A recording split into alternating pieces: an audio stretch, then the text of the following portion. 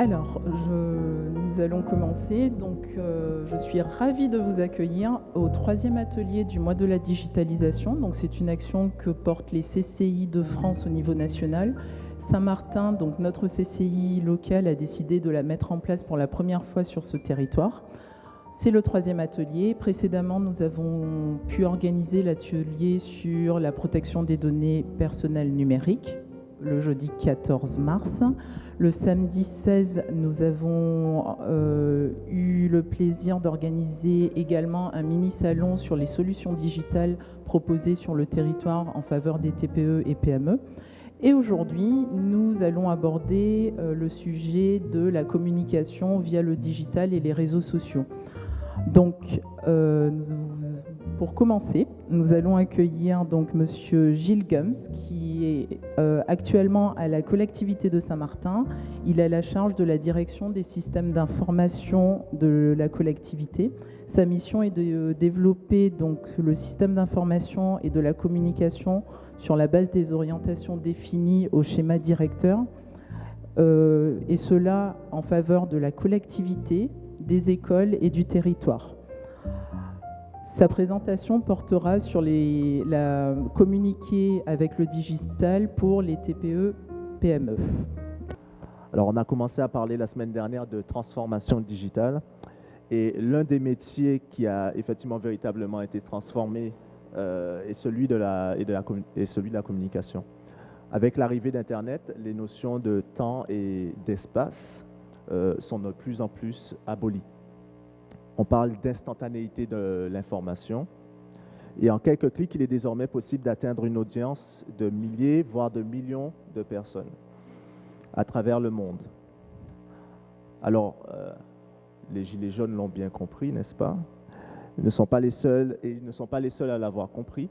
Les entreprises tirent aussi parti de cette opportunité. Alors, quelques chiffres clés du digital. Le chiffre d'affaires du e-commerce, donc là, ce sont des chiffres qui datent de 2014, mais donc ça a évolué encore plus. Mais le chiffre d'affaires du e-commerce est de 57 milliards d'euros. Le volume de transactions est de 700 millions d'achats et le nombre d'acheteurs de 35 millions, soit 62% des Français qui achètent sur Internet. Alors, la question qu'on doit se poser quand on est entrepreneur, c'est comment attirer ce flux d'acheteurs potentiels vers son business.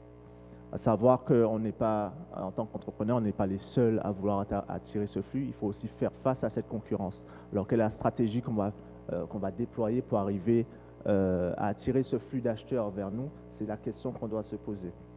Et alors, il y a différentes missions que doivent accomplir l'entrepreneur qui souhaite véritablement attirer ces personnes vers son business. Alors, l'une de ses premières missions est de concevoir sa présence sur Internet. Alors, concevoir sa présence sur Internet, ça peut vouloir dire plusieurs choses différentes. On peut vouloir concevoir un site Internet, avoir simplement une landing page, une page d'atterrissage, lorsqu'une personne vous recherche sur Internet, qu'il trouve au moins des informations vous concernant. Avoir des bannières, comme on peut le trouver de manière physique, des bannières, on peut les retrouver également sur Internet, des habillages, de l'emailing, un profil sur les réseaux sociaux, enfin bref, tout ce qui peut exister pour avoir une présence sur Internet. Et donc, moi, je propose un processus, une méthode pour arriver à concevoir cette présence. D'abord, auditer sa situation présente, savoir voilà, quelles sont mes forces, mes faiblesses et comment je vais arriver à transmettre ça via le levier qui est Internet. Définir clairement son objectif. Est-ce qu'on souhaite vendre? Est-ce qu'on souhaite juste être visible? Quel est vraiment mon objectif en allant sur Internet? Réaliser un benchmark de la concurrence. Qu'est-ce que font mes concurrents actuellement? Donc, en bref, qui je suis, qu'est-ce que je veux faire et qu'est-ce que font les autres? Traduire ces objectifs en stratégie digitale, concevoir un cahier des charges, vraiment poser les éléments qui vont me permettre d'arriver à cette conception et définir un cadre budgétaire. Ça reste le nerf de la guerre. Et puis mettre en œuvre, créer et suivre un planning de conception, fournir des maquettes pour mieux savoir ce à quoi on veut aboutir et concevoir finalement sa présence. La deuxième mission que je propose, c'est concevoir la stratégie de communication. Il ne s'agit pas d'avoir seulement le support où on va vendre ou présenter son activité. Il s'agit aussi de promouvoir cette activité comme une boutique qui se trouverait dans la rue. Pour que des clients commencent à venir dans cette boutique, il va bien falloir qu'on communique. De la même manière, pour un site Internet ou pour une activité qui se trouve sur Internet, il va falloir communiquer. Et donc, quels sont les leviers de communication qui existent sur Internet? Là, j'en ai mis quelques-uns en vrac. Alors, on ne voit pas très bien, on a le SEO qui est le référencement naturel qu'on vous trouve sur Google, le référencement payant. Il y a les réseaux sociaux, je pense qu'on va en parler plus tard dans la matinée. Il y a l'emailing, enfin, il y a plusieurs leviers que vous allez pouvoir utiliser. Avant de se lancer sur ces différents leviers, il va falloir bien évidemment définir ses objectifs. Est-ce que je souhaite générer des inscriptions? Est-ce que je souhaite générer des ventes en ligne? Ou est-ce que je souhaite générer des visites en lieu de vente? Ça, ce sont des objectifs qu'il va falloir vous fixer et puis définir les coûts, les résultats attendus. Donc, le coût d'acquisition cible. Là, j'ai mis un petit peu de jargon, mais en gros, c'est de savoir quel est le coût par acquisition, donc par inscription ou par vente ou par visite auquel on s'attend. Et ensuite, mettre en place le plan d'action, donc définir les leviers que j'ai définis.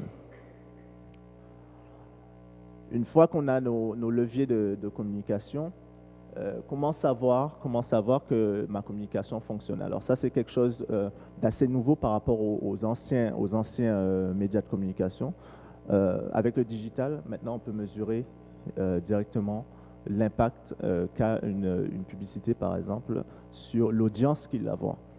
Et donc là, il s'agit d'abord définir les indicateurs de performance, créer votre tableau de bord, créer un plan de tagging. Le plan de tagging, c'est celui qui va vous permettre de mesurer le nombre de clics, mesurer le nombre d'impressions, mesurer le nombre d'achats. Ça, c'est un ensemble d'indicateurs qu'on peut avoir directement avec les leviers du digital. Et c'est ce que ça apporte, il me semble, par rapport à des leviers un peu classiques.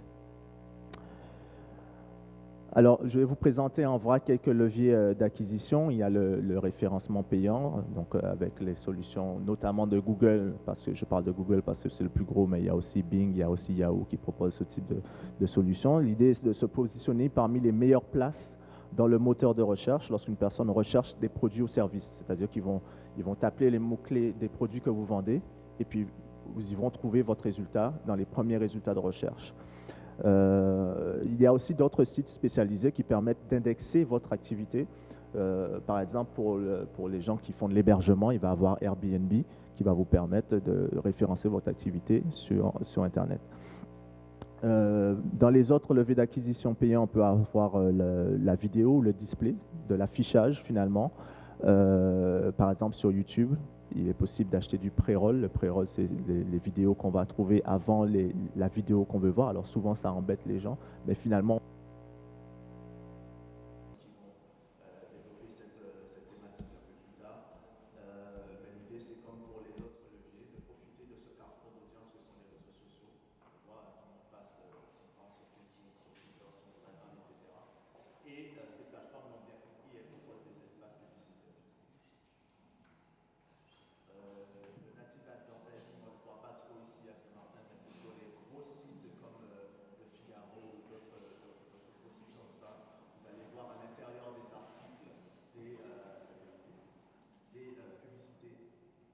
des publicités sur les services que peuvent proposer, les produits et services que peuvent proposer les entreprises.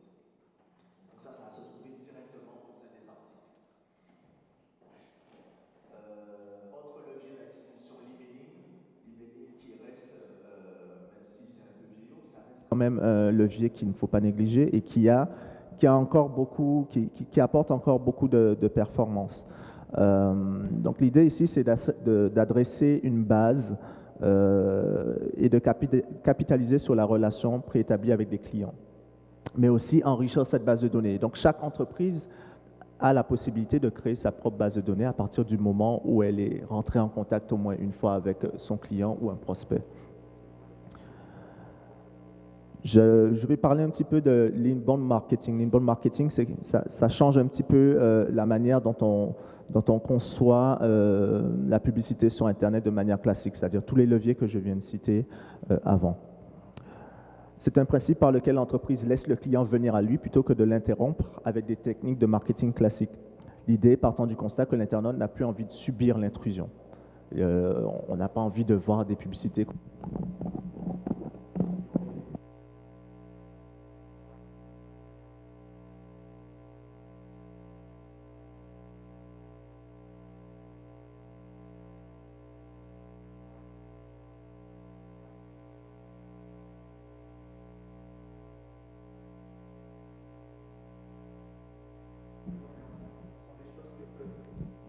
Que peuvent mettre en place les entreprises pour aider finalement les clients à résoudre leurs problèmes. Le community management, je sais qu'on va en parler un petit peu aussi, mais ça fait aussi partie des stratégies d'inbound marketing qui consistent à voir quelles sont les communautés d'influenceurs et participer à des communautés d'intérêt, du même intérêt que vos produits et services, et voir créer et animer des communautés qui ont l'intérêt de votre entreprise. Le référencement naturel fait partie de ces stratégies d'inbound marketing. Plus vous allez parler d'un contenu, plus vous allez paraître comme influenceur et plus Google va vous mettre parmi les premiers résultats de recherche. Je fais des raccourcis exprès parce qu'on est dans un format court, mais en gros, ça va être ça. Et puis le marketing automation, il s'agit d'automatiser un petit peu tout ce process. Je parle de lead nurturing, c'est-à-dire d'avoir des prospects en base de données que vous allez nourrir avec du contenu qui l'intéresse. Et puis, pour booster tout ça, on va avoir de l'achat média pour accroître la portée des contenus que l'on va créer.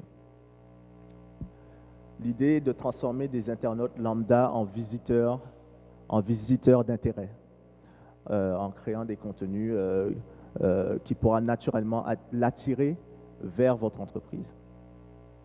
Donc, il y a différentes étapes: créer un blog, identifier des thématiques qui intéressent les prospects, repérer les influenceurs du secteur, repérer les contenus de référence, créer du contenu à valeur ajoutée, créer des profils sur les réseaux sociaux, établir des relations et participer aux communautés où se trouvent les prospects, travailler son référencement naturel et booster l'attraction des internautes avec des leviers d'acquisition payants.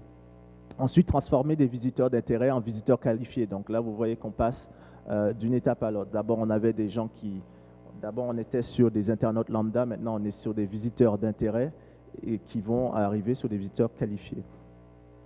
Donc là, en créant du contenu, mettre en place un outil de lead nurturing, ça existe. Mettre en place un formulaire de génération de leads. Donc ce sont des prospects pour les entreprises. Les prospects, ce sont des personnes qui n'ont pas encore acheté chez vous, mais qui sont intéressées par vos produits et services. Et recibler les visiteurs de votre site. Je parlais de retargeting un petit peu plus tôt. Ça va rentrer aussi dans ces stratégies d'inbound marketing. Et ensuite, transformer des visiteurs qualifiés en prospects. Donc là, il y a la mise en place de scénarios de relance avec les fameux outils de marketing automation dont je parlais. Le scoring des leads, c'est-à-dire de mettre des points en fonction des prospects, de la chaleur des prospects finalement, et identifier les prospects chauds. On va arriver maintenant à la transformation de prospects en acheteurs, c'est ce qui intéresse le plus les chefs d'entreprise. Et là, on va inscrire des prospects chauds aux actions commerciales, suivi des conversions dans un outil, souvent qu'on appelle un outil de CRM, de Customer Relationship Management, et suivi des prospects non convertis dans l'outil de lead nurturing. L'entonnoir de l'inbound marketing, je le rappelle, donc ce sont les étapes qu'on a vues un petit peu plus tôt: transformer des internautes lambda en visiteurs d'intérêt, transformer des visiteurs d'intérêt en visiteurs qualifiés, transformer des visiteurs qualifiés en prospects, et enfin transformer des prospects en acheteurs. Donc on a vu dans cette présentation qu'il y a deux stratégies. La stratégie où on doit s'embêter un petit peu, mais qui peut vraiment être payante, puisque là on apporte vraiment une valeur, ajoutée aux futurs clients. Et l'autre stratégie qui est, on va dire, plus rapide, mais où il faut mettre peut-être moins de temps mais plus d'argent, où on doit investir directement au niveau des médias. Donc Facebook, on va avoir des Facebook Ads, on va avoir des Google Ads, on va avoir au niveau des médias aussi, je sais que des médias locaux, les journaux en ligne ont des offres publicitaires, et tout ça va participer à la digitalisation de votre communication sur Internet. Voilà, c'était tout pour moi.